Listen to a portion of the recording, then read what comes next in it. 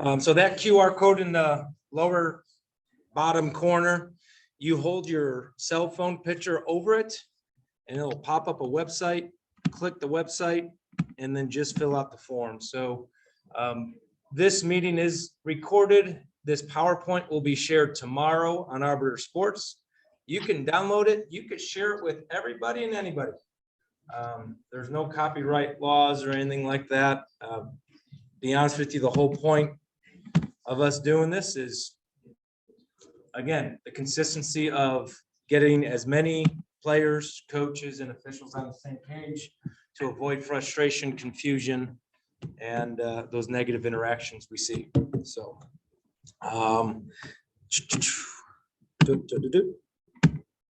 perfect. So the Zoom link will be here. Can't put it there because the Zoom's not over. Our goal tonight, again, simplify processing of calls. I think violations are harder to call than fouls, which we'll get into the art and science here in a second. But hopefully tonight it's our processing and what we see versus what we know. It's easier to call correct violations. The second goal is to educate what actually is a violation. There's a lot of myths out there. What is, what isn't. You know, the one I always bring up is how many steps can you take before you call travel? And I could come up here and I could show you I could take 50 steps without traveling. So it's all about the pivot foot. And then build consistent communication. When we get near the end, if we have time with film, we will talk about, it's not the judgment that gets people upset. It's the lack of communicating what your judgment is. There's could be plays where I think it is a violation. Jim doesn't think it's a violation, and that is fine. Because when we're on the court, I have one angle, Jim has one angle. We're going to see different things. Coach has a different angle. They're going to see a different thing. It's just we have to be able to communicate why it was, why it wasn't. So that's a goal, is that consistent communication. Model what to do after a violation. All right, I know we had brand new officials start working last week. I think there was 9, and then this weekend there's 6 right now signed up. And you know, we talk about it's hard to walk and chew gum at the same time until you start practicing it. It is difficult for new officials to blow their whistle and raise their hand at the same time. And then now we have to get that next step of the signal, and then the next step saying those words. So hopefully we model that behavior today. And then at the very end, share drills and tips officials can do. And, you know, when we get officials on film at those training sessions, you know, I ask the official, how much time did you practice in the mirror before this training session? They're like, none. All right, please, please, please practice in the mirror. All right, see yourself what you are showing everybody else when you officiate. So those are our goals tonight. Challenge of violations. All right, we have to have 2 things to balance in a game when it comes to violations. If we call every single violation we see, there's not going to be any flow to the game. All right, so whistle every time down the court. Literally 3rd, 4th, 5th, 6th, 7th, 8th. You could blow the whistle every single time on a violation. All right, and then people are going to argue, let the kids play. All right, and then the second portion is players were not taught anything, allowed to do anything they wanted. All right, this came back from 3 of our parents from this week, where they were talking about the players were able to run around the court without dribbling the basketball. Then they dribble, pick it up, dribble, pick it up. And it's not that the parents were not upset that they didn't call every single violation, but they didn't stop and teach. All right, so we'll talk about that. So now what we have to do is we have to call the violations that the game needs and that team earned. Usually it's the defense that earns that 5-second violation. It's the defense that earns that 10-second violation. We're talking to the offense, trying to use preventive officiating. Don't enter the lane early. All right. Be careful. Don't go out of bounds for unauthorized reasons. And then all of a sudden they're not taking our prevention. We're trying to teach, but they're not taking the teaching. Now they gain an advantage. Okay, so that's what we're hopefully going to try to find here is that balance of when do we call a lot of violations? When can we pass on a lot of violations? It's that art to calling the game so you have flow, but you're still teaching the game. All right, so I know these signals are difficult to see if you're back in the room or if you're online, but these are the approved violation signals that we're going to go over. So 10-second, 5-second, 3 seconds, travel, illegal dribble, carry, over and back, kicking, free throw violations, out of bound violations, throw-in violations, goaltending, basket interference, and held ball. I know people who work with me a lot. Notice there's no violation for jump ball up there, because jump ball is not a violation. All right, it's just a way to start the game, way to start extra period. All right, so first violation. So what I didn't type out the rule. You guys didn't come here for people to read rules to you, but I wanted to put the rule references there. So if you have questions, you could go back to read verbatim what the rule is. So we're talking about 10, 5, and 3 second violations, 9, 7, 9, 8, and 9, 10. So the first one, 10 seconds. Offensive team has 10 seconds to advance the ball to the front court. All right, so the ball's out of bounds. I pass it to Brian. Boom. When Brian gets it, that is now when we are starting that 10-second count. All right. Rule of thumb tip. I will use my table side hand to count that 10 seconds. And the reason I use the table side hand to count the 10 seconds is because there are assistant coaches out there and head coaches out there that will watch that count. And if it's 8, if it's 9, guess what the offensive coach is going to do? Call timeout. So it's not a mechanic, but that's what I do just so they can see it better. Okay.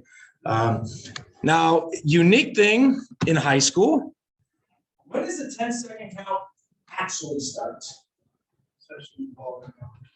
When is the ball inbound? Possession of the ball inbound, the player inbound possession. All right, it's not possession. Touches. Touches what? A player or official or the court. Or the court. All right, so they're rolling it at the end of the half because they don't want that clock to start. Once that ball has court status, you now are counting that 10-second count. All right, because the team has possession out of bounds, correct? And that team has 10 seconds once that ball's inbounded to get it across half court. So by rule, That clock. right, and the game clock's not starting, but the 10-second count is starting. A very rare play, but that is the rule in high school. Yeah, sorry, I just thought that was foul when you had possession. You have it for 10 seconds. Yep, 10 seconds touches the court player, or as Jason said, God forbid an official's on the court and touches an inbounds pass. So they'd still be in possession if the other team touched. Correct. They don't have possession. Yeah, because as I'm passing the buck between my teammates, my team still has possession of that ball. And once that ball touches the back court, boom, they got 10 seconds to advance it from the back court to the front court. John, can you show us that mechanic? So you're up out of bounds, you're counting 5 seconds, then they roll it in. Yeah, so what I end line, I always bounce it to him at the end line. Okay. And I raise that hand. Here's my 5-second count. Sweet. I'm gonna stop this count. I'm gonna start it again. So I'm just gonna make it 2 separate counts. It's that one time where that coach isn't gonna see my 10-second counts. I'm not gonna switch hands and start the clock. You don't have to bring your hand out. Nope, you don't put your hand up till it's touched. a player touches it. Yeah, so if it's rolling, you're keeping that hand up so that clock isn't starting, because that's why they're rolling it. They're rolling it to save time as that ball's advancing. Put between the 5 and the 10, and just keep your hand up here. Like There- you were talking about. Yep, transition. absolutely. Okay. Yep. All right, so now we're talking about inbounds. The thrower, all right, has 5 seconds to release the ball on an inbounds. All right, so boom, I'm giving the ball to the thrower. There's 3 lines I handed. There's one line I handed. 3 lines I bounced. I only handed on the baseline. So boom, their basket's right there to score. And we'll get into that here in throw-ins. But then end line where they could run, sideline where they could throw 30, 40, 50 feet behind me. I'm gonna bounce it to them because I want to keep those players boxed in. But once they clearly possess it, now I'm counting 5 seconds. I do not count out loud. I know some officials, they like to just count 1, 2, and they do that because they want the thrower to know the count to start. I would definitely avoid counting 5 seconds. Because there might be times, again, level of play, it might be 6 seconds. However, if it's a 2-point ball game and that defense is playing really good man-to-man defense, and they earn that 5 seconds, it's going to be a spot on 5 seconds. It's not going to be a slow count at the end. If the defense earns that 5 seconds, and you know when the defense is trying to earn it. So if they earn it, give it to them, no matter what level. What's different between 10 seconds, 5 seconds, inbounds? That 10-second count does not end until that ball has front court status. So if I'm at 9, they throw a big, long, looping pass in the air. And that ball's in the air when you reach 10, you have a 10-second violation. Okay, because it does not have front court status. Out of bounds, once they release it, now that 5-second count stops. All right, so that 5-second count does not continue when that ball's in the air. It stops once they release that ball. Sean, Yes. on the 5, do you count that verbally? I do not. Nope. I do not count 5 seconds verbally at all. All I do is I hand them the ball, and once they have the ball, I start doing my 5-second count. Again, another thing that I do that is not, it doesn't say which hand to count with. I always do 5-second count away from the thrower. And the reason for that, I don't want the thrower passing the ball and hitting my hand that I'm chopping with. So that's the reason why I do that 5-second count from the thrower, away from the thrower. Is there a reason not to count that verbally, not to count it out loud? Yeah, because you're not going to call all violations black and white. If you're counting out loud, and let's say there's no defense being played, the player's just confused, I'm not going to call that 5-second black and white. 4.5. Yeah. 4 Yeah. Throw the ball, throw the ball, throw the ball. Hey, coach is saying you're going too quick. Yeah, don't give coaches or fans any more ammunition than they need. Somebody might have a stopwatch on you. Moving forward, this 5 seconds now closely guarded. All right, believe it or not, we're just going to use this as a line as my where the defense can stand. As long as that defender's foot is within 6 feet of my feet, that's closely guarded. A lot of times defenders go like this, right? They put their hands close. It has nothing to do with how close their hands are. It's foot to foot. If you want a visual, take a look at the screen up here. Free throw line to the top of the semicircle. That's 6 feet.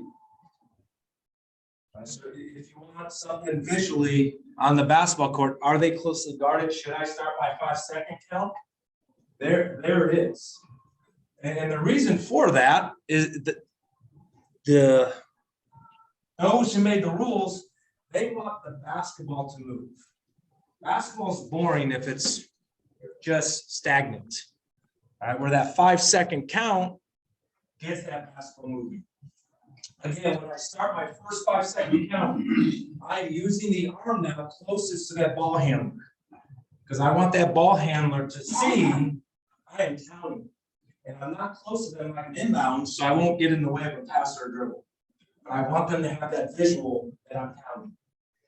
Once they start the second action, so let's say they're holding it, count with this arm. They start dribbling and they stay within 6 feet. I gotta switch arms. This is now where you switch arms. And then when they pick up the dribble again, switch arms again. Do you put any emphasis on the defensive player actually playing defense or just standing there? I do. That's a great question. So the question is, do I take into consideration, I call it active defending. If they are standing at the free throw line and they're just standing at the top of the circle, I'm not going to start my count. Once that defender is actually in the stance and now actively, they're not standing, they're not waiting, they're actively engaging in defending because they want that person with the ball to get rid of that ball. So you want that active in defending engagement. But the main thing people forget here, once 6 feet, foot to foot, and then in high school, if they switch defenders, it does not have to be the same defender. It's any defensive play. So you keep that count going, even if they switch. Legal guarding position. Yep, legal guarding position. Cool. Any questions on 5-second count? Wait, yeah, so if they are closer than this 6 feet, he says the ball. Who wants the ball again? 5 seconds. Okay. Okay. All right, so now modeling it, I still struggle with this. All right, whenever we have a violation, we have to raise our hand to stop the clock, right? Straight above your head. Use your other hand now. 5 seconds. All right, so you don't want to just blow your whistle and go 5. You want to raise your hand, stop the clock. Use your other hand. 5-second violation. All right. So you're not going to go. Whoop. You're going to raise the hand. Raise the hand. Second. Just same thing with 10-second violation. Stop the clock. 10-second violation. 2 separate signals when you have the violations. All right. Let's get into the kind of fun one. How many people got yelled at 3 seconds this weekend? Every week. Got one. How many people actually called 3 seconds this weekend? All right, take a look at the room and process that. All right. This is the big one. Why was 3 seconds violation created? Big man can't. Big man can't count. Walt Chamberlain. This is literally the Walt Chamberlain rule. Dr. J. Julie Servant. Right. You don't want to allow a player to be able to stand right by the basket, catch it where nobody else can catch it, and dunk it backwards. It's not fun. It's not fair. So now they created that 3 seconds lane line. Notice in the NBA, it's wider in NBA than it is high school because those players are bigger, faster. They want to farther away from the basket. So when you have a 3-second opportunity, you want to prevent that 3 seconds. Well, I spoke to them. All right, keep moving, move out of the lane. Okay, move. 3 seconds, getting close. And if they never get a scoring opportunity, because that's why the rule is written, scoring opportunity. Do we have to call it? We don't have to. All right, can you? Yes. I mean, I can tell you, once you call that first one, everyone's gonna want it every single time. Okay. So if you call it, when you call it, make sure it affects the scoring opportunity. So really the main time that I'll call it is a screener. So they screen in the lane, they post up. They screen in the lane, they post up. And eventually they're gonna get a scoring opportunity. Again, I'm working with them to get outside. the- Well, you scored an opportunity, you don't just mean the player sitting in the screen, you mean one of the teammates is being able to use that. Perfect. To get a score. Absolutely. Yep. Yep. Again, you're got that big body clogging up the lane and keeping those players in. Yes. So I think this is more prevalent in youth games than high school, but what do you like when, you have that young guy or gal and they're just capped? Nobody's throwing them the ball. They frankly aren't good enough, but they're capped. So I'm talking to him, trying to get him out. Nothing, no big deal. Not calling it. They're not attacking the basket. But it's the rebound. Like it's this terrible shot from outside. And now the big dopey guy's right there and he just gets the rebound, because he was there too long. Late. So what happens to 3 seconds once that ball is shot? I get that. It's shot, so it's off. Mhm. He's in there 10 seconds. No harm, no foul, because the kids aren't throwing the ball. Yep. He's just in there. So when the shot's up, now he's at an advantage because he's the biggest, he's gonna get that rebound. And he gets the rebound and puts it in, and he's in there forever. I would not call it because they have the opportunity to box them out. Once that ball goes up in the air. Now the defense, I It's mean. kind of the rule thing though, like he's 6 foot tall in the 5th grade, Mhm. right? And so you can box him out all you want. You can't displace him, right? You Yep. can't move him, he's just there, and he's been there forever. It's no advantage because he's never playing to the basket until his buddy misses and he just grabs it. That could be the teaching moment. Yeah. Hey, coach, if he gains an advantage like that again, I missed that one. So if they're camping in there for that rebound, I'm gonna get that 3 second right before that shot goes up. You could use that. Probably not once he gets the rebound. Yeah, nope, right before that shot goes up. Don't even make it a question on that. Yeah, you get burned to one time, that's really the point, you get burned to one time, and then next time you can call it, but you don't have to call it every time. So just kind of figure. It's the little kids that just sit in there. High school, Yeah. Yep. I mean, they're- Not always. And then I know, He's a. Steve Harris just put up there, once they shoot, Yeah.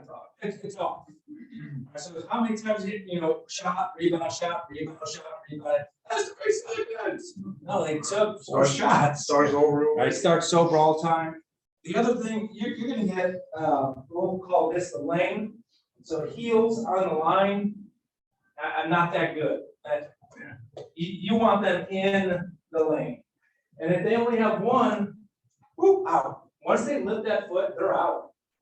Now, You're dodging the block, that's. I was told that on the lane, if their foot is still inside the vertical plane of the line, they're still in the lane. That's not correct? So for free throw, No, I'm not about this rebound. okay, I mean, just going to the lane. am I out of bounds yet? No, So- but you didn't start there. Correct. You started, you're starting, what I'm talking about, starting inside the lane. The kid has one foot out and he just lifts his other foot, it's above the lane. All right, he's still in the lane. So the difference is live ball, dead ball. Right? Dead ball, throw in, dead ball, free throw. I can't break boundary lines vertical, my rule. Live ball, it's now those boundary lines. As long as, so same thing here, let's say this is the 3-point arc. Right? And I have 1 foot inside the 3-point arc, but not on the floor. And I shoot it, is it a 3 or 2? When shots away, it's a three, but. Because Even even I'm though, talking about, but if you had your foot on the inside correct, and you shot and lifted your foot up, you still had your foot on the inside, nope. So right now, inside the 3-point arc, right? lift it up. That's a 3. Don't disagree that. Yep, If you have the foot on the ground. correct. And then you shoot and lift it up. Never mind, I apologize, just go ahead. Yeah, I don't. So it's live ball, dead ball, and that's where people have that discussion. Live ball, once your foot's up, it's what, and when we get into over and back, backward violation, some more stuff with there. Showed up. Yeah. Yep. I could swear that was on an exam, like that, NSAA exam, saying that. And I would swear that the answer was doesn't say. Yeah. That's- She doesn't go over the years that I missed. Same way I. Yes, sir. 3 seconds, it says shoot a shot at 10. Yep. I thought it was playing to the basket. So he's in there 2 seconds, he catches it, now he's playing post. He can play to the basket and have not shot it yet. So the rule says shot attempt. A tap or try or release of the ball. So he's doing his pivot work for 3 seconds, he's done. Okay. Yep. If you think he's gaining advantage or she's gaining advantage in there. Again, I'm not sure if you got. I do everything I possibly can to prevent 3 seconds. I'm not going to ignore it. I'm not just going to let them stand there. But I'm going to over communicate. Keep moving through the lane. Can't stay in the lane. Hey, coach, talk to number 50. They can't stay in the lane and gain an offensive advantage. Again, because the intent of that rule is that offensive advantage. Okay. All right. Fun one. I didn't change that picture, so ignore that picture. Sorry, guys.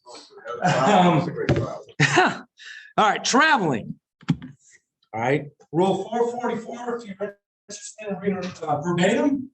All right, when it's an upright basketball player, the most important thing to do is find the pivot foot. You have to find the pivot foot. So if I catch it, both feet on the ground at the same time.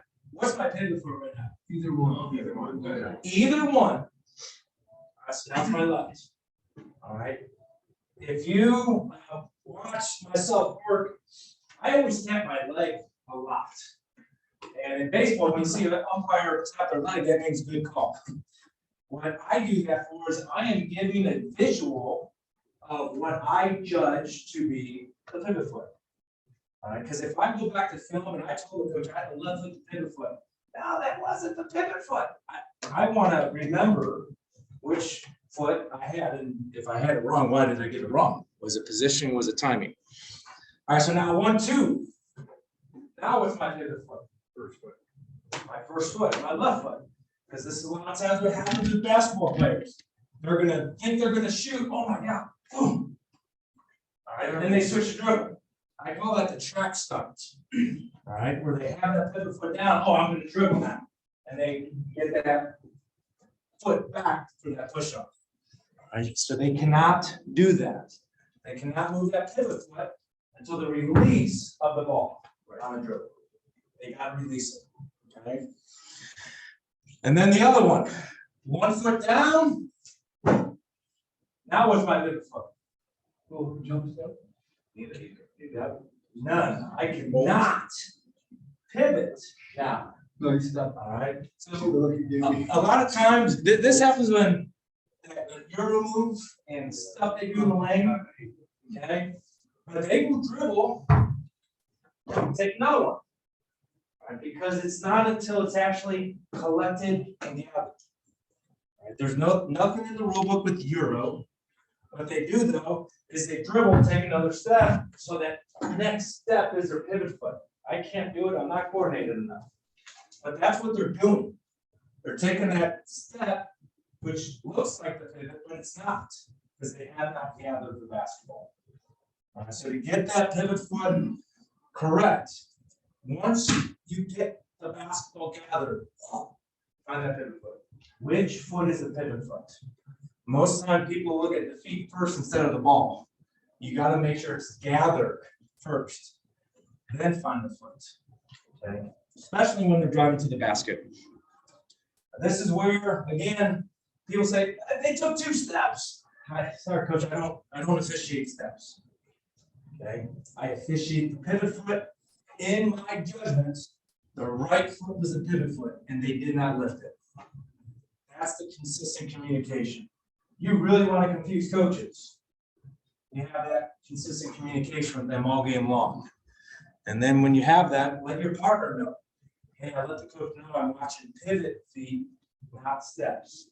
So now the other partner can say the same thing if the coach argues about travel. Coach, I had that right foot as a pivot foot. What the heck is this pivot foot rule? All right, and have them contact me and I'll send them this presentation. Body part. Yeah. Yep. They lift the foot and shoot what's not traveling. Correct. Yep. They would be traveling. If they were to, pick up a foot before the release of the treble, Or drag it. or if they do this now. Okay. They So can't, that they pick it up and the curve it's traveling. it's trapped. Correct. But they shoot or pick it up and pass. Correct. That was coming off of 1 foot to the stop, not. Yep, so here I gather it, 1 foot. We're good, but now I don't have a pivot foot. Now I can shoot, now I can pass, but I can't start dribble again. And I cannot truly pivot. Demonstrate the jump stop that they used to use if some are coming back. You know, they jump and land on both feet so they can go either way. Oh. Yeah. This one? Yeah. Yeah, and then they'll go. Yeah. Yeah. Go up and under. The good old up and under move. Thank you. Yep. On the 2 foot though, to me, the hardest one to be consistent on is, I see it in a lot of girls games. They catch the ball 2 feet on the ground The bunny hop. and they jump into a jump shot. Yep. And I think if a post player does it, we get them every time. And I think if shooters do it, we never want to get them. So if they clearly gather the basketball, so boom. That's a travel. Every time. Every time. Yep. But now, there are players though. They catch it with 1 foot on the ground. If you really watch those good shooters. Boom. That's what they're doing a lot of the times. They catch it with 1 foot on the ground. Those good shooters. You gotta do it slowly. you know. They play with most Jake. I don't know, I do see it in girl basketball. They catch it. You watch That was good. South girls, Miller North. All right. Again, you gotta know. You gotta know that they jump off with 1 feet or 2 feet. And did they truly gather the basketball? Yeah, I mean, you would teach him to be an airborne receiver, but that part of the teaching is being left behind now. We're just catching and a jump, Yep. catching on the ground and jump. If they catch it on the ground, jump with both. So catch it on the ground with 2, Right. jump with both. That's a trap. Absolutely. And both. Got to one first. Yep, they catch it with 1. Oh, that's like, Good. There you it's go. like water with 1. Let's sit here. 1 foot on the ground. All right, body part. A lot of confusions on this one. Number 1, a hand, foot. You're good. All right, so hand, oh, I didn't trap. Good, my hand caught me. All right, so now here I am. Boom, I'm falling. Right now, I have not fallen. So since I have not fallen, now it's a trap. Because I had a body part on the ground after I had control of the basketball. Wobbling feet. All right, then it's just continuing dribble. All right, but now if I am falling to the ground, now that's not a trap.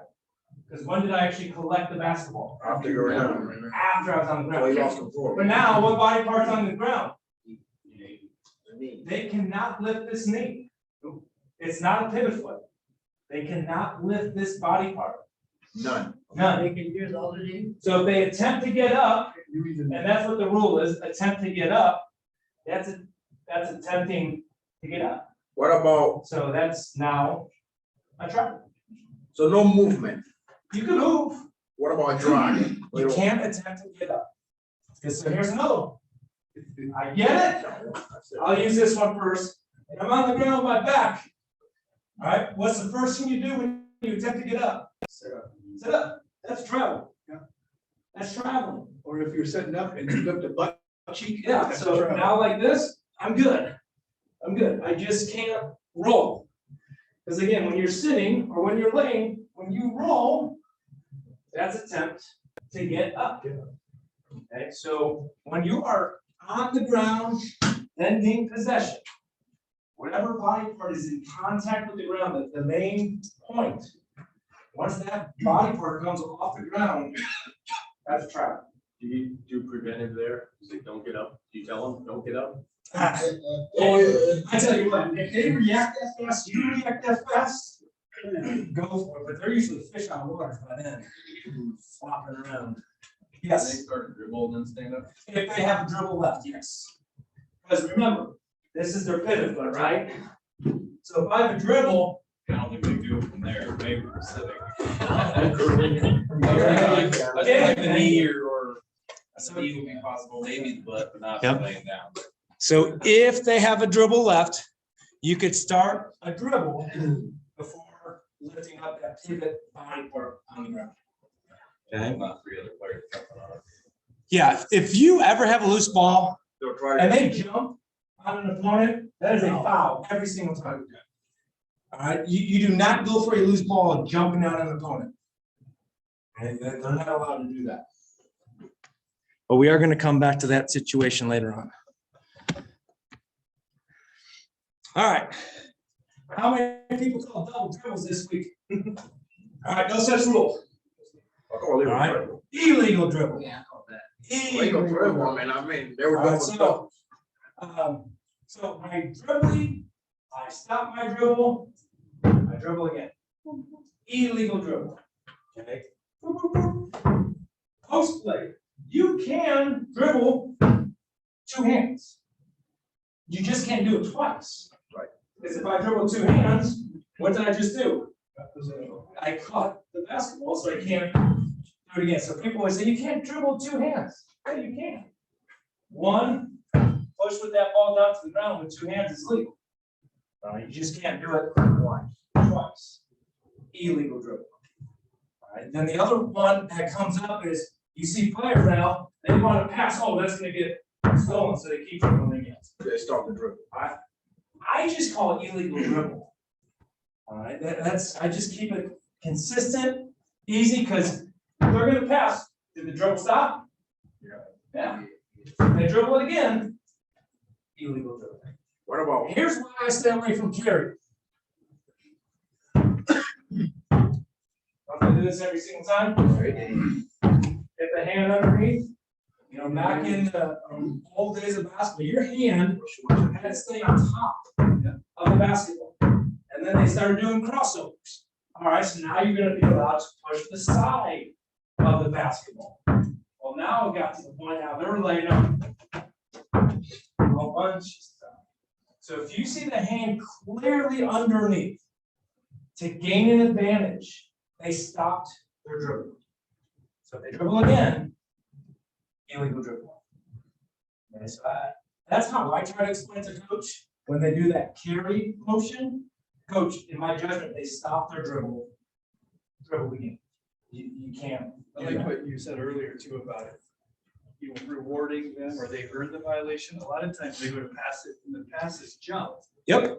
And so he's not gonna throw it at the defender, so she pulls it back in. Okay, well, the defender earned that violation. Absolutely, 100%. The defender playing the wing denial, one pass away, earned that turnover. Absolutely. All right, go for it. It's kind of weird, but I saw this one. What about they dribble the ball by punching the ball? Is there anything wrong with that? Yeah, you see, You know? why they do that? I saw it once. That is your hand. Yeah. There's nothing wrong with it. All right, I saw it once. I'm not kidding. so I have here, new dribble is allowed after the shot. You can catch your own air ball. So here I go, boom, air ball. I can dribble again. You can catch your own shots. Can or can't? Can, yes, you can. As long as you as an official deem it a true shot attempt, you can go get your rebound of an air ball.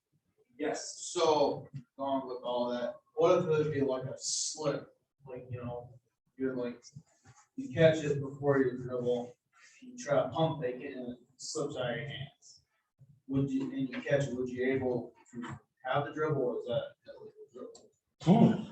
So I'm trying to imagine the play. It wouldn't be an illegal dribble. Should be a travel. What I'm trying to anticipate. I think you can go get it. Yeah. I just don't think you can dribble again, because it's not an attempted shot. Yeah, so if you dribble, so now you have no dribble. I shot attempt and it slips. It's not a shot attempt, it's a muff. You could catch a muff, but you cannot dribble again. But you, in that instance, if the ball was passed to them and they muffed it, come up, they then could catch it and dribble. Yes. They just can't pick it up from the dribble. Yep. And we'll get into that sort of situation, muff pass versus protecting the ball. Hey, Sean. Yes. Hey, so, say the ball handler is dribbling the ball. He's got his dribble, and then all of a sudden he goes and lobs the ball over the defender and runs and chases it down, and then starts dribbling again. Is that legal or is that illegal? Was the lob a shot attempt? No. I would consider that a pass, and you cannot catch your own pass. That's what I was thinking. Okay. Cannot catch your own pass. Yep. Jason. In response to Brian's question. Rule 9.4, players shall not travel with the ball, as in Rule 444, intentionally kick it, as in Rule 429, strike it with the fist, or cause it to enter and pass their basket from below. So illegal dribble. So, and it's, did they say what violation? Ball is dead when the violation occurs. Illegal dribble then. I call it illegal dribble. It could be kicking. Cannot kick it. We'll get into kicking. Eric, you had a question? So lesser skilled players, kind of leading off his question though. So if they're dribbling and they push it away from an opponent and then go fetch it, what would be your dividing line on when that's a pass to themselves versus just an out of control dribble? I want it to be a clear pass. I want Graham on the top row to see that lob over the defender, that bounce between the opponent's legs. Because I had one, so this actually happened, and second grade basketball at the NBA there. So Beautiful. He's dribbling, it's in his left hand, the opponent comes up and he pushes it to his right. And it's about 5 to 6 feet away from him. He goes, fetches it. Yep, that's a dribble. That's not a pass to yourself. It's just like if I'm bringing it up, I can take as many steps as I want in between dribbles. So I just can't pass it. We all know what pass. I mean, when you see a pass, you see a pass. If they're just pushing the ball away from the defense so the defense doesn't steal it, that's not a pass. I did not know it was an agrarian. I didn't want to lock myself into that, Mhm. knowing I had a whole game left.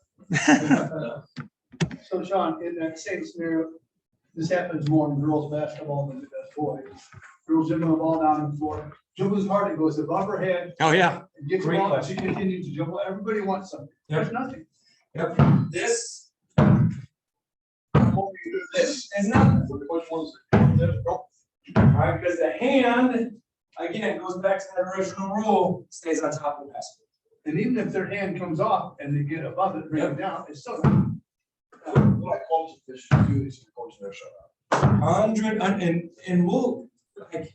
that is the secondary signal, the hand staying on top of the basket.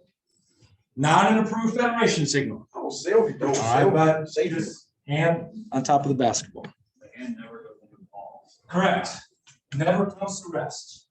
Yeah, that ball stay in constant motion. She could even, she could bounce it, lose it, Yep. and go and continue her dribble. As long as she never got you. Surprised how many officials I've seen call it. Correct. The right act. Yep. Or somebody. That it is not that ball, that bounce above the head is legal. No violation.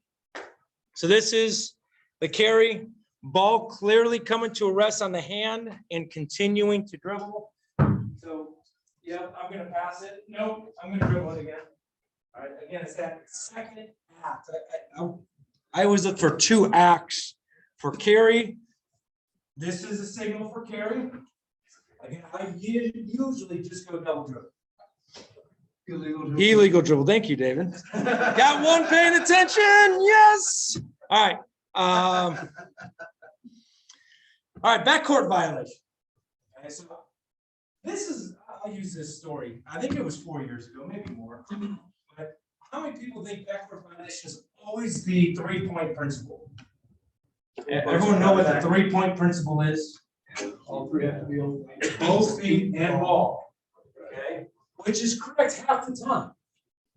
While I am dribbling up the basketball court, I have 1 foot across. I can bring all 3 back. Good. While advancing dribble, 2 feet across, I'm still legal. All across, I'm still legal. All right, it's gonna be all three. Once I have all three, now we have backcourt violation. So that's while dribbling 3 points. All right, so now while passing, I have backcourt status. All right, Joe, you're gonna be my volunteer. Okay, stand on up. Where's Joe at right now? Front court. All right, so Joe, very slowly just come up, jump from the front court, land in the back court. Now what's the call? Over and back. Yes. All right, because where is Joe when he jumped? Front court. I'm gonna show you what happened at the varsity game. You see over there. Ball's here. Girl has the ball, she dribbles it up, the teammate puts her back to me. Teammate says she goes like this. Off her teammate, comes back and dribbles the ball. All right, backcourt violation. Hold it, right? Joe, No, I did. The guy who was in front of me went, there's something, but I don't know what we have. so Joe has front court status. My team, Joe touched the ball, was the last one to touch it in the front court. His teammate, was the first one to touch it in the back court. The question was, Violation. did the player in the forecourt have to have possession for it to be controlled? Nope. That's the debate we had. No, this one. You're over there, the kid, he hasn't. You know, he's playing. I agree with Senator bring up, so go ahead and one goes in the front court.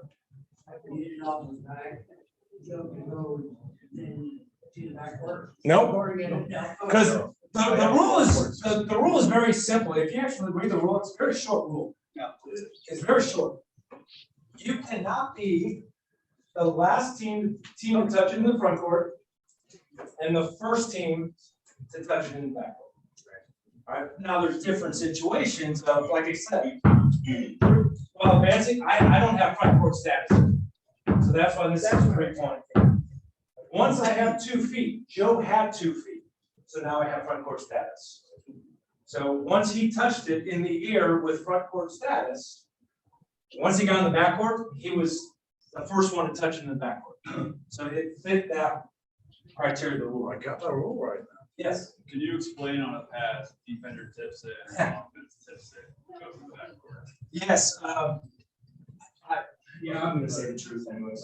All right, so the rule is if the defense deflects it, all right, you now can go back and get the basketball. Because who was the last one to touch it in the front court? Defense. So when I go and collect it, I'm good because I wasn't the last one to touch it here. This is the call that gets the gym in a couple. Defense tips it. I'm on offense, goes off my leg, goes to the backcourt. Now what is it? Backcourt violation. Who was the last one to touch it? Again, reward the defender. He made the play, or she made Yes. the play. She did play. Okay. I thought Now- one rule was changed. No. Different level, different game. I think that, okay, let's. On an inbounds. Maybe what he's getting at is it gets deflected, you're allowed to, aren't you allowed to, you still have to get back, you would have to get back for shots. I thought there was something with that, and you didn't have to wait till you were backcourt to gather. I thought So- you could gather while you're going back. The rule difference is on inbounds. Okay? So if I'm inbounding the ball, we're just gonna call this is why I will never, on a technical foul, inbound it with them straddling the division line. I want them clearly in the backcourt, okay? But for this example, division line. If I have team possession, do I have court status? No court status, all right? If the ball is touched, does it have court status yet? Yes. Depends on where it's touched. Okay, think about it, You don't have team position. okay? We have team possession, yeah. Think about the example we have with Joe. All right, Joe doesn't have possession of the ball. But once that ball touched Joe, what status did the ball take? Joe's status. Yes, Joe's status. Okay, so now on an inbounds, here we go. The ball is thrown, a player jumps from front court in the air to back court. Do we have when does status begin? On that one, it's an exception, so. Exactly. So it's, if he lands in the backcourt, he's backcourt stats. All right, because even though Joe had front court status, the ball had 0 status yet, because it's not in play. Okay, so What now- about they cross completely and then they throw the ball and the guy's in the air coming? Backward. So here I am, I'm across, again, ball, front court status, I throw it to Jim, he's like, oh no, why'd you throw it? to me He's in so the soon?" air. He's in the air, where did he come from? Backward violation, okay? You're always looking But at jumping. that whole tipping situation that the defense tips it is on an inbounds. So if the defense tips it on an inbounds, the ball is, there is no status until somebody gets possessed, and then wherever they possess it and land, that's gonna be the status. The challenge on the tip by the defender in the front court Mhm. to the back off of the offense. It's the whole gym thinks you're wrong. Yeah, The whole gym thinks you're wrong. Both coaches think you're wrong. yep. But I think what you said, Jason, is, coach, I know you're upset about this, but the defense earned that violation. Your team has power of the basketball, and they deflected your pass, it was done. They earned that violation. So, If you have okay, time- If you have time to go through, legit shot attempt and the tip back, where the offense is trying to rebound, and they hit it to the back. yeah, we'll get into that. Well, why not, just call me. You gotta get one, you gotta get the one before you move on, that's, this guy jumps to the backcourt, what if he passes it? What do you mean? While he's in the air. Oh, then he's good. You just can't, yeah. Yeah, so same scenario, here I go. Front court status, I throw it to Jim, he jumps from the backcourt. From the Yeah. front court to the backcourt. Yep. I'm headed to the backcourt, but I'm in the air. Yep. While still in the air, I throw it to a friend or a partner in the backcourt. So once your friend touches it, I thought that was illegal. it is. Yeah, the only exception is for me to land in the backcourt. Yeah. So what about the All one right. that I said? So we're getting off task here. All right, we're gonna get into the shot. Shot goes up. Is there team control? No. No team control. So does the ball have front court or back court status yet? No. What do you need to have status, ball, front court, back court? You need some type of control. Okay, so shot goes up, no team control. A free throw or the rebound gets tapped. Does it have any team control yet? No. Still no team control. So even though I'm on offense, I'm in the front court, I don't have team control. There is no team control. Tap to the back court, I'm on offense still. Now we have backcourt status. This is now when the ball got status. Should we give the signal or anything? No. Nope. The only time you give the signal is if the defense is the last one to touch the basketball. Because this signal is anybody could recover the basketball. But it has to be the defense was the last one to touch the basketball. We already know on shot attempt anybody can recover the basketball. That's not a judgment. Not a judgment. All right. Oh, nice. Okay. You have 2 people waiting. I have 2 people in the waiting room. All right, so this is an awesome quiz question. What part of the court is bigger, front court or back court?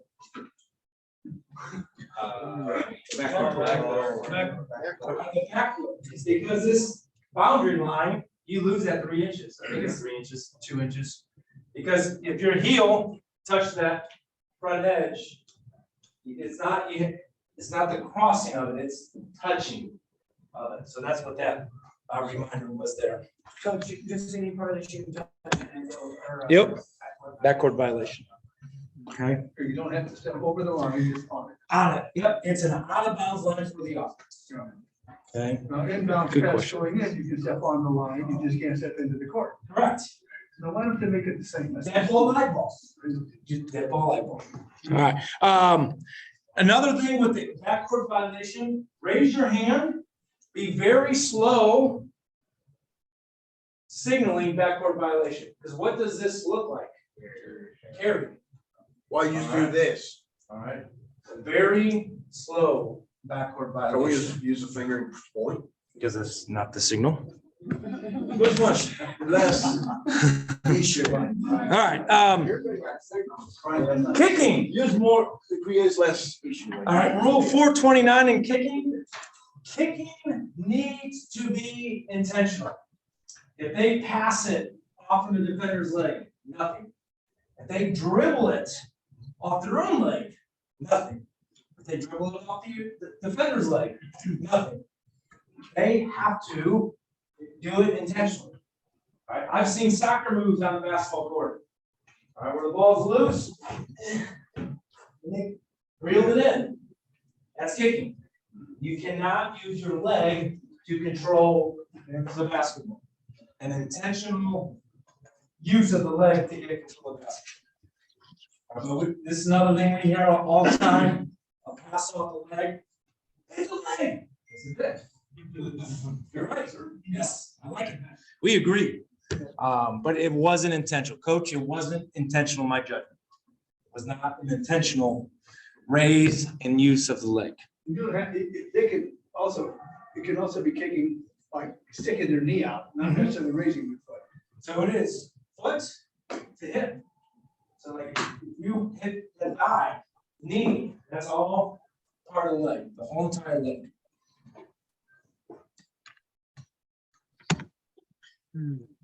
All right, free throws. First one, we won't spend too much time on the first part. But once that free thrower gets the ball, they now have 10 seconds. Okay, so trail official, you have 2-person, center official 3-person, you're signaling below your waist where that shooter cannot see that signal. All right, if you're right at that free throw line and you're going like this, you're nothing that shooter, you don't think that shooter sees you. All right, just boom, table side, just nice, genuine. I don't think I've ever called a 10-second on the free throw shot. I've seen it once in 40 years. Okay, so don't be the second I one. didn't call it. Now, I didn't call what David said earlier now, that shooter shoots. A lot of people think it's when the foot touches the lane. That's not when the violation is. When that shooter shoots, they cannot cross this boundary plane, even over the air, and so that ball hits the rim. And if you want to, in fairness, I'll flip it with that shooter. This person coming into the lane who has a shooter, when could they cross this boundary plane? Until the ball touches. Not It's a rim. the rim. Okay, so Or the back, either one. what's that no rim? Because if it doesn't hit the rim, Thank you, it's not a shot. we have a shooter violation because it's in the rim. So if you have contact and it has the rim, you got something. Correct. You have something. Now, use your best judgment when we talk about violations. 5th grade, 4th grade, 3rd grade, they're going to be touching that line. They're going to be over that line. I've done it in varsity games. Shot goes up, and it's not that the shooter is going for the rebound. This shooter just, their toes hit the line. Coach, I missed it, sorry. The intent of the rule is not to go get the rebound. I'm not gonna split hairs. Did their pinky toe touch the boundary line before it hit the rim? All right, so with the shooter, and I'm gonna do the same thing with this person boxing out the shooter. If their butt is over that line, but they're not displacing the shooter, all good. Now, if they're clearly going like this, now actually you get a foul. They cannot displace the shooter. And so that's the shooting violations. Players in the lane spaces, there's 6 of them. Let's say the shooting team doesn't want any players in the lane spaces. How many defensive team players can be in the lane spaces? 4. All 5. All 5 defensive players can be in there. What if no defensive players want to be in there? Is that legal? No. They have to. You can't get a free timeout by fouling at the end of the game. All right, so you gotta have 2 defenders, definitely. That second lane spot is reserved for the offensive team. They do not have to use it.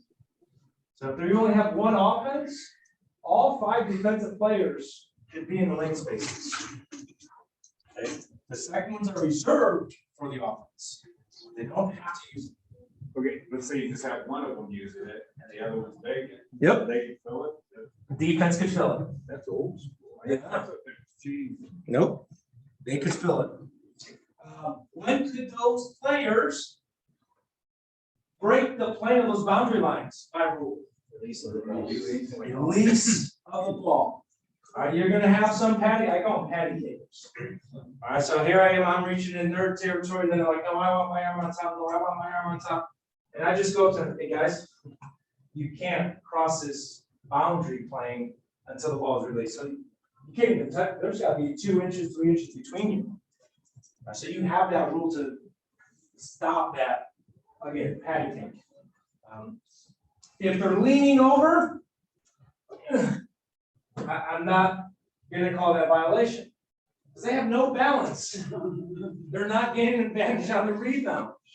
Now, if they're quick, boom, now I am gonna get that, if it's important in the game. All right, a tip I have with lane spaces, prevent early so you don't have to call them later. But if it's a game changer late in the game, you have to call it. So prevent early, so you're not put in that situation where you have to call it late in the game. Back to that, you said all 5 defenders can fill those. If there's vacancies. Can you do the opposite?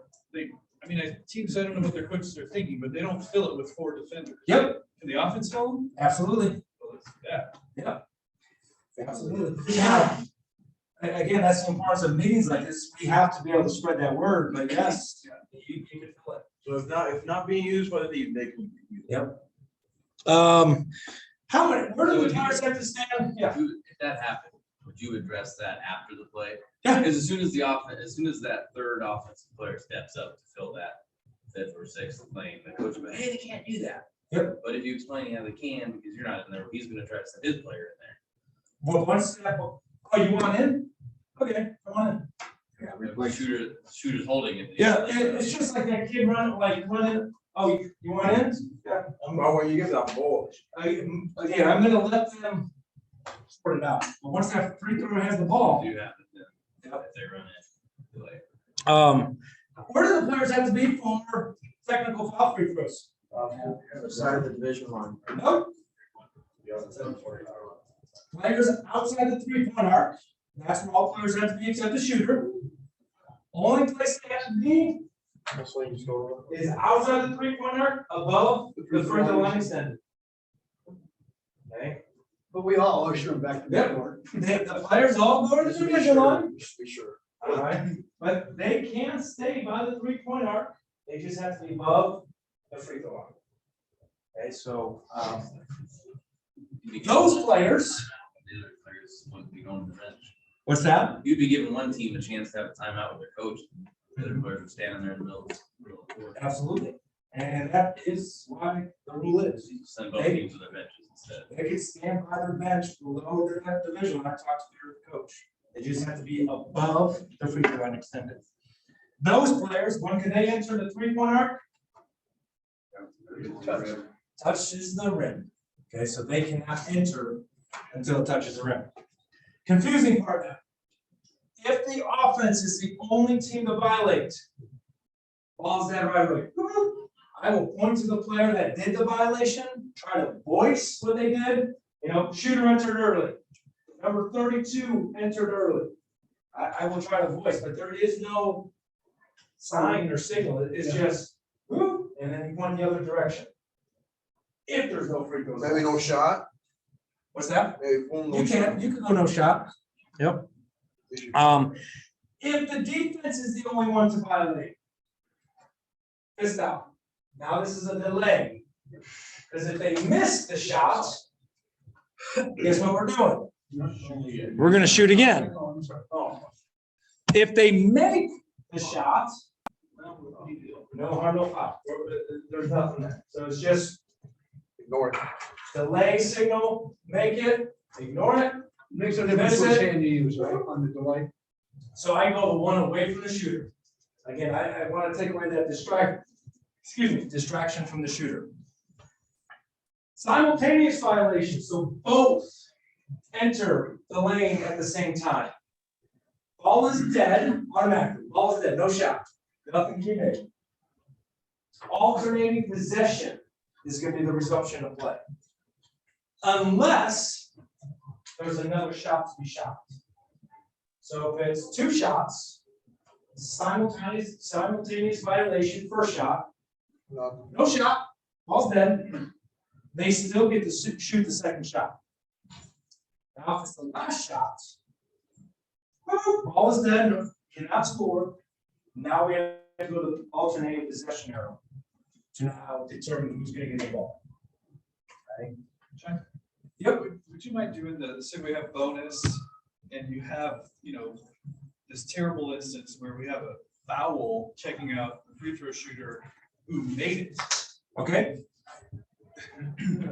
First shot or second shot? A first shot bonus, Okay. so it's live action. I mean, otherwise you wouldn't check them out, I guess. Yep. And then she backs into her, displaces her, makes the front end.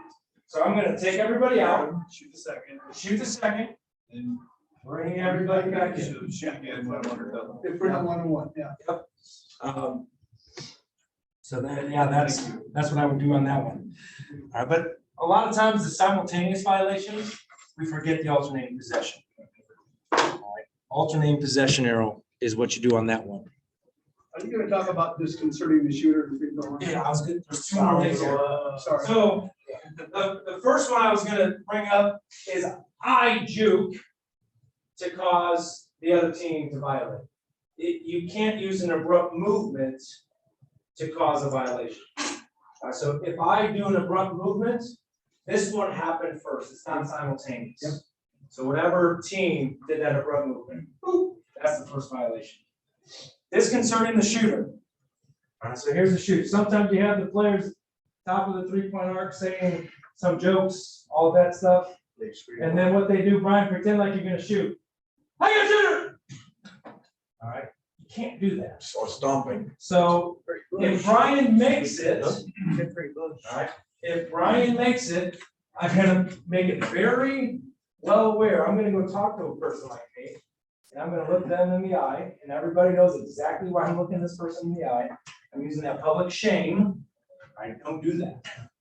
And I will tell the coach why I interact there. And if Brian misses, oh, now you got a delay violation. I'm doing the same, like that to me is unsporting. That's not a mistake, that's an intentional act.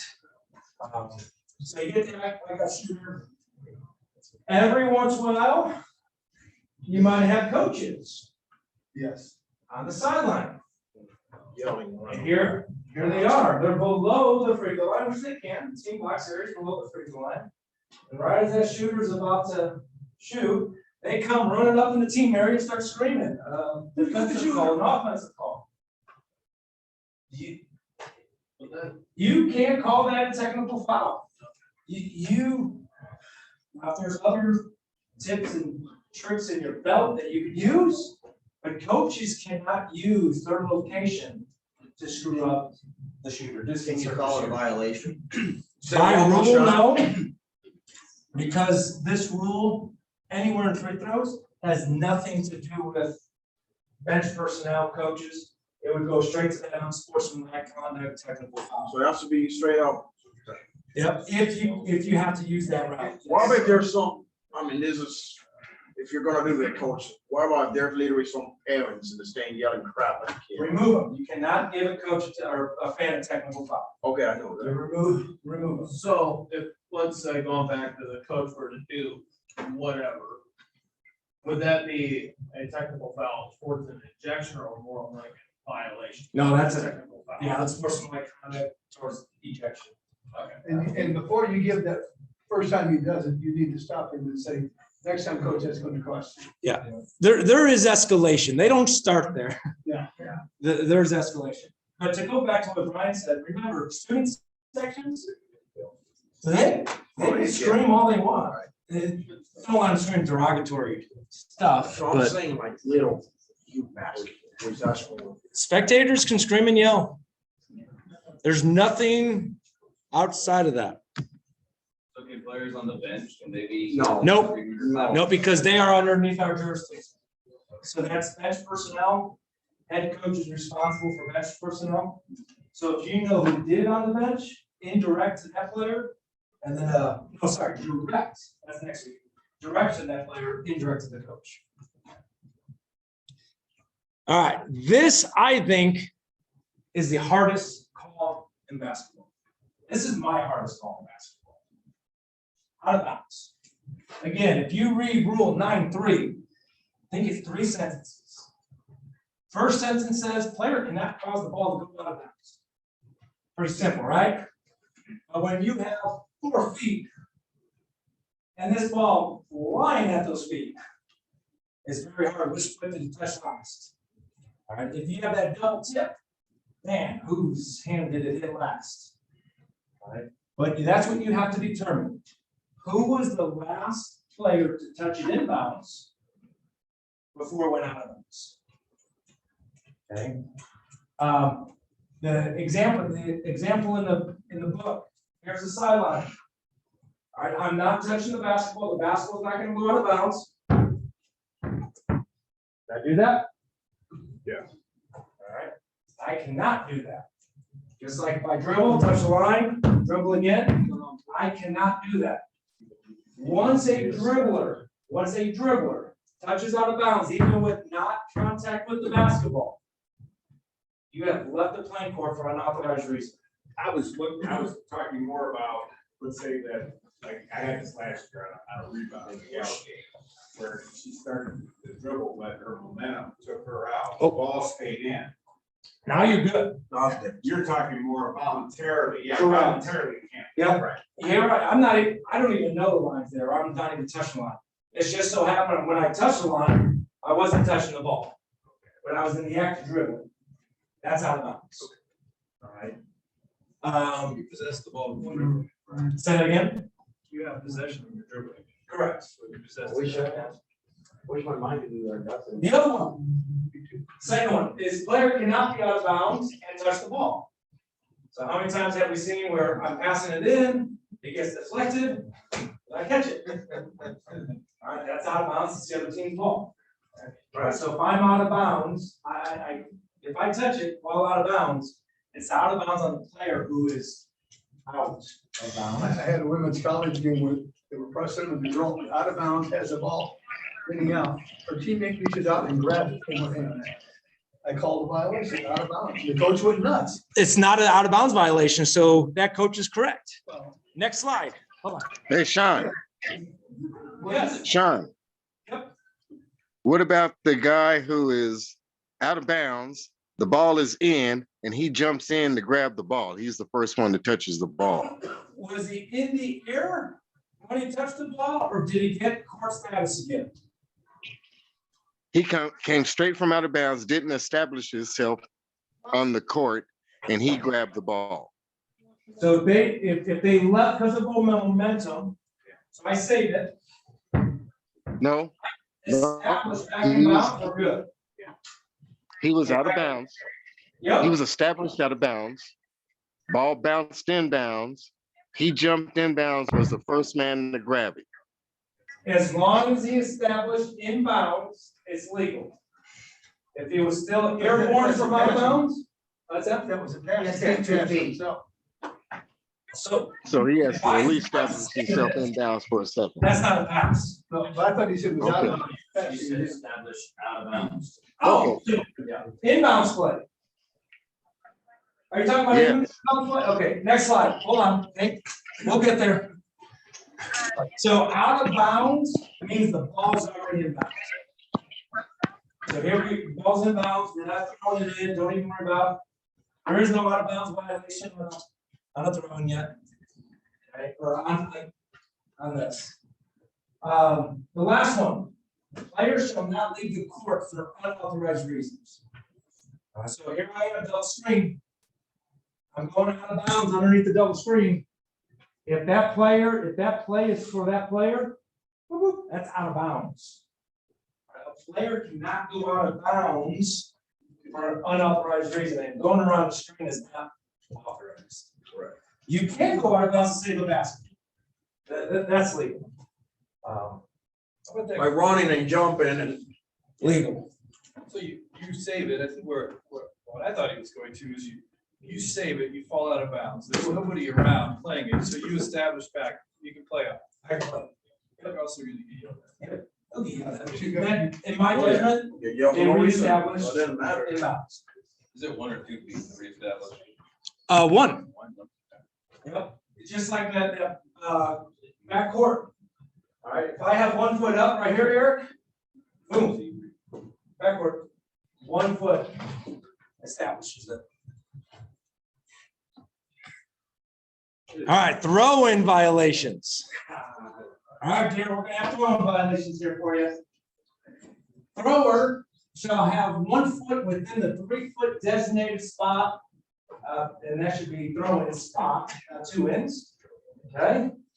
So people will say, set spot, can't move. Yes, you can. 3 feet from each side of that stuff. I got 3 feet this way. I got 3 feet this way, as long as I keep 1 foot in this 3-foot box. So I can move, I can travel, that's legal, I could dribble the ball. All right, so a little tidbit on me, and we'll get to it at the end there. All right, offense team, teammate, here I am, I'm passing it to my team. My team cannot grab this ball out of my hand. But it's not an out of bounds violation. It's a throw-in violation. All right. Now, can the defense grab it out of my hand over this boundary line? Yeah. Yes. Because you're not. All right. Your teammate can't.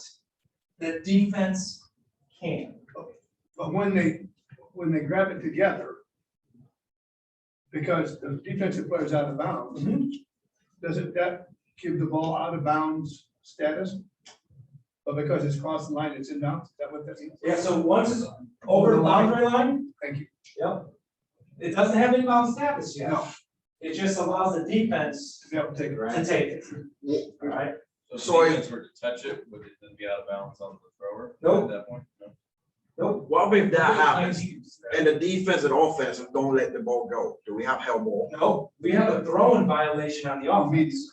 Because what can the offense not do when the ball's over the boundary line? You can't grab it. They can't touch it, they can't grab it. Only the defense can touch it. Okay. So you would have a throwing violation. The ball's I had lower. this last year, 2 out of bounds. Person went to that person and throw it in bounds, what would you call it? So after a made 6th basket, grade level. after a made basket, It was after a missed free throw timeout. so when I would have this. I did not know it was a made basket, I had never seen it before, but that happened and luckily we had 3 refs in the stands that said it had to be a made basket. Yep, so if it's a made basket, all 5 offensive players could start out of bounds on the end. And I've seen that. And I have they that. can pass it amongst each other. If they do not have the ability to run the end line, and they pass it to another teammate, boom, throw in violation. And you just point the other direction. Just a throw in violation. They are passing it to each other when they can run the baseline. Does the ball have to stay completely outside the boundary line? Or Nope, so they can cross over technically as long as. they can't, yeah, The they can't. defense could steal it. Yep, defense, and that's where this next section comes up. So if they throw it and it's on this side of the boundary line, the defense could touch it, they could steal it. So if you see that, you're getting all the way to the corner, so that you can see that line, but you're not gonna be in the way. Correct. Yep. All right, so now, yeah, extremities, get them back, get them to the sideline. All right, now the defense. The defense cannot reach over the boundary line. All right, so we always say, hey, straight up, don't cross the boundary line. Okay? Because if they do cross the boundary line, it's a delay game. If they touch the ball on the other side of the boundary line, AKA passing amongst teammates, and the defense swats it away. Or I'm out of bounds and they slap it out of my hand. We have a technical foul. You know how many we can call one game for that? If they touch the player out of bounds, now we have an intentional foul. So I know there's a play out there that coaches will do. Hopefully they let the official know. They say, hey, there's gonna be times I'm telling my inbounders to dribble it right at the line. Because what do they want the defense to do? They want to reach across and touch the basketball and get a technical foul. If they tell you that, don't even get it in a situation, call the delay game. Because what did they do first? They cross the boundary line before they touch the ball. Yeah. Hey, coach, that's a delay game. You reach across the boundary line before you touch the ball. Because they're gonna want the technical foul. So we basically say delay a game and signal to the team, right? Go to the table, delay game, white, 32, cross the boundary. All right, so that's, And the ball goes to the other team, it stays with that. yep, stay with that team. Yes, You call it a delay game. And then say they do it again and they touch the ball. If you call it technical foul, would you be like, well, we just crossed the line first? no, because what's the penalty for the second delay game? Technical foul. Technical The foul. challenge was called delay game, and it's now every delay game is a technical foul. Correct. And that's why I'm gonna, Spilled water. On that team. Time out. yeah, I mean, I'm gonna save it till, I'm not gonna let a team use a rule to get an advantage of technical foul. Again, it's gamesmanship, and there's rules to protect gamesmanship. Usually, so with that delay game technical foul, it wouldn't be towards injection. So if like the player committed it, and then let's say they don't like the call, they argue with the ref, they wouldn't get thrown out. No, that's a team technical. Okay. Because the whole team gets warned for a delay game. Okay? Any questions on throwing? Okay, usually most of those youth games, that happens a lot. That's fine, I'm not worried about it. Any questions on throws? What the offense can do, what the thrower can do, what the defense can do. Hey, Sean, I have a question. Yes, So for the, I think I might have misunderstood earlier, but you're saying on a made basket is live ball, and all 5 players can pass the ball to each other, so a player can come from a player can come from inbounds, come out of bounds, they can switch back and forth. Yep. So that wouldn't be like, that's not, you're not caught. they just got 5 seconds. They don't lose their status of being inbounds or outbounds because they can run the base. Yeah, so I could throw it across, run in bounds, up, not open, I'm back out of bounds, get it, throw it. It's not a spot. Yep. It's after a made basket, correct? Only after a made basket. Okay, that made basket, timeout, they still have the, They they still can run. They still have that, that's why you want to do that signal. Okay. Before the timeout, after timeout, you can run. I tell the defense, they can run. Absolutely.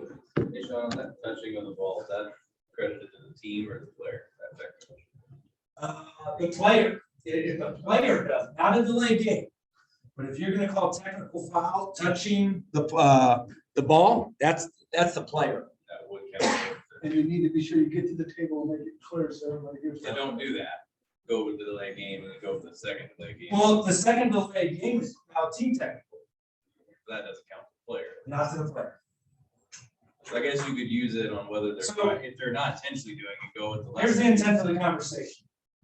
If the offense is doing it to gain an advantage, go delay game. If the defense is just breaking the rule, go technical foul. Is that Clear it up. Punish whoever's getting the advantage. Exactly, goes back to what we started. Call the violations, who earned the violation? Is what you're always gonna come back to. We don't see this too much, but goaltending, 422. Defensive player touches the ball during a try or tap while the ball is on its downward flight above the basketball ring. Or above the basketball ring. It does not have to be above the basketball ring. It just has to be a shot attempt on its downward motion towards the basketball ring. Another caveat to high school basketball, a layup that hits the backboard. Okay, and it's still going upwards. Is it a goaltending? Yes. It's gotta go downwards. Right. They gotta go downwards. All right, don't see it a lot, but they can't hit that basketball. All right, I'm upwards motion. So the signal will be Violation, this, change. count the basket. Violation, count the basket. You don't even want us to do this. No, wait for it. Violation, count the basket. And then trail with that or the steep. Trailer C, unless it's a fast break and the lead is behind stuff. Yeah. Basket interference. All right, any player touches the ball. So now it's this. Any part of the basket while the ball is on, above, or within the basket. All right, another part that they pull down that ring. All right, they pull down that ring pops up. Now we have basket interference. If the offense did it, now what do we do with that basket? No basket. All right, basket interference if the defense does it. Now what do we do? Good. Count the basket. All right, so goaltending is just count the basket. Because it's only the defense who can goaltend. Basket interference, now you gotta communicate, all right, what team interfered with the basket? Right, so if it's the defense, count the basket. If it's the offense, no basket. Oh, my favorite. All right, sweet. Read rule 425. Opponents have their hands on the ball at the same time. This is to prevent rough play. All right. And if you work basketball enough, or you're gonna work basketball enough, you're gonna have more held balls in a girls' game than you will in a boys' game. But if you have two boys trying to rip it from each other, blow your whistle and get in there. Make sure one doesn't just keep on going. Here's what I tell the players: just let go of the basketball. What am I supposed to do? Let go of the basketball. All right, so held ball, where you see two players ripping for it. Ooh, held ball. All right, warning, if you work with me and you say jump ball, this is where I start walking. I start going in the middle of the court. I promise you I'll get it. All right. Held ball. Held ball. The second one, defender places hand on the ball during a shot. And then that shooter comes down in possession of that basketball. It's not a travel. It is held ball. Jump ball. All right, held ball. Woo-hoo. Held ball.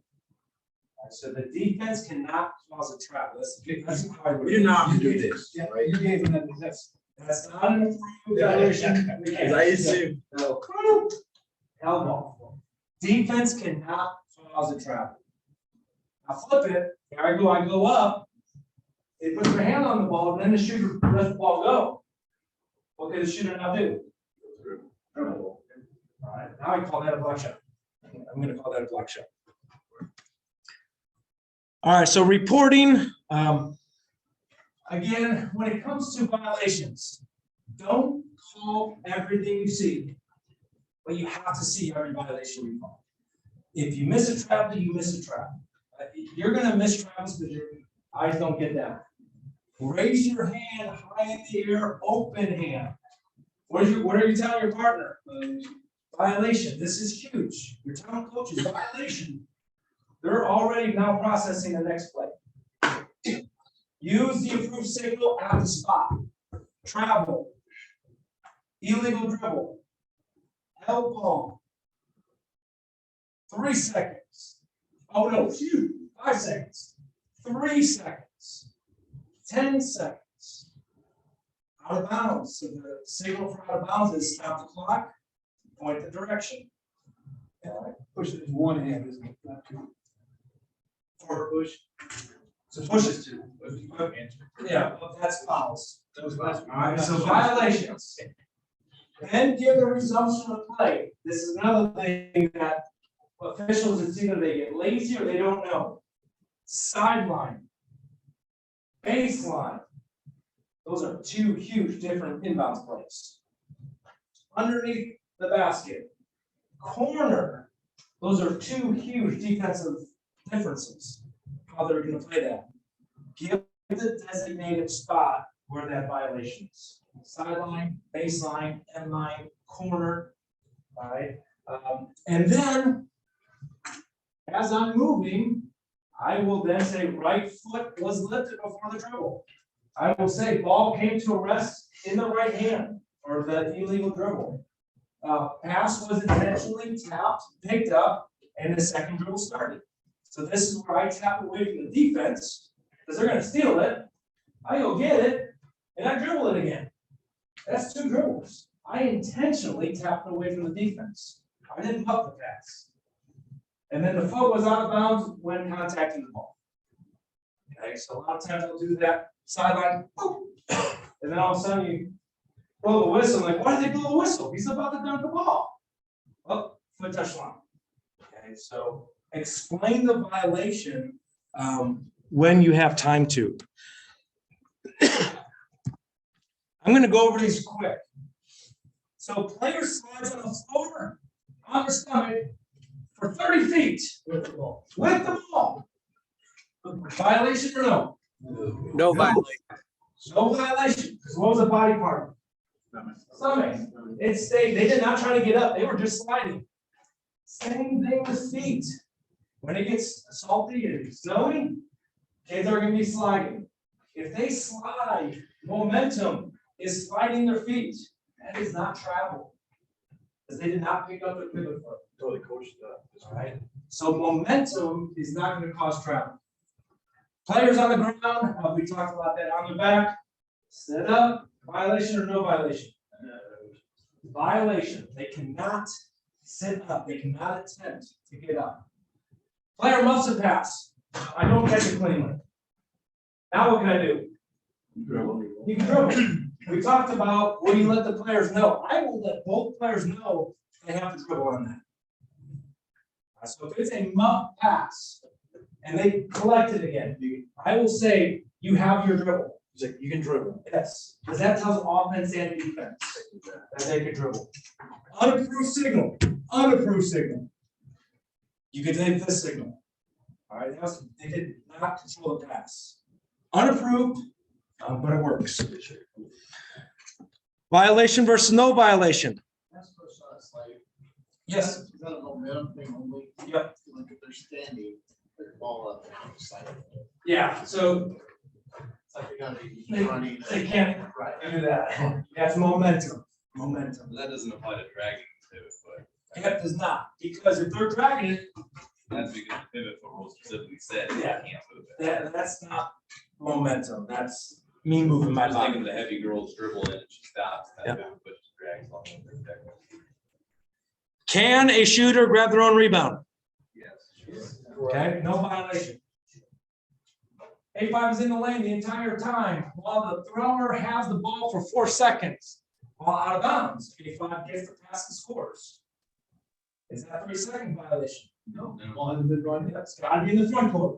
All right, so they can stand in the lane while it's being inbounded. A2 in the backcourt passes to A3. A3 jumps in the front court with both feet, catches the ball in the air, lands with both feet in the backcourt. What do we got? Got a Joe. No. We got a violation. All right, got a violation because the player was in the front court. Once he caught it. Yep, not on the throw. And then A1 is dribbling the ball up the court, gets to the division line, steps across the division line with his right foot, dribbles backwards, so they have now both feet in the backcourt. Completely legal. Okay, that's the 3-point principle. Drill's not much different than the fouls. Watch, observe, copy other officials. Watch a game on TV, call the violation, see if you get them right. Stand in front of the mirror, practice your signals. During warm-ups, watch the players who violate. If you see a violation, go tell the player. Because guess what you're going to prevent during the game? 20 violations. Do the teaching before the game. So if you see them violate before the game, AKA bunny hop, let them know. Hey, you caught that with 2 feet on the ground, then you hop, that's travel. If you catch it with 1 foot on the ground, then you hop, that's legal. You might prevent 20 violations there. Teach before the game when they're warming up. Because the ones who violate, they do it in warm-ups. 5 tips. Every time somebody catches the ball, after they get out of the ball, find the pivot foot. Tap the leg. You'd be surprised how good you get at pivot foots. Illegal dribble, when in doubt, it was a muck pass, so they have to dribble. 10 to 5 second counts, you have your counts visible to the person who can violate. They will pick up their dribble. They will hurry up the court. So what's the inner clock you're using for the, back in the day when Bill was around, he go, use 1001, 1002. People don't believe me until you work with me. I use the game clock. That's what I do. So when I'm traveling and they're dribbling up, if I see the game clock, I'm using the game clock. Oh, you're not doing this? I am. Okay. Yep. But there are times this does not match up with the game clock when I go back up. Oh, yeah. Now there's a lot of times you don't see the game clock. Crazy stupid, Sean again. Set your timer on the microwave, 5 seconds. Practice. Your body will get in a rhythm with that. But I don't do 1001 or anything like that. It's just a rhythm I've created. And I use it, if I see the clock on the court, I use it a lot. I peek at it. That's what he's gonna use it in the backcourt now. Yep.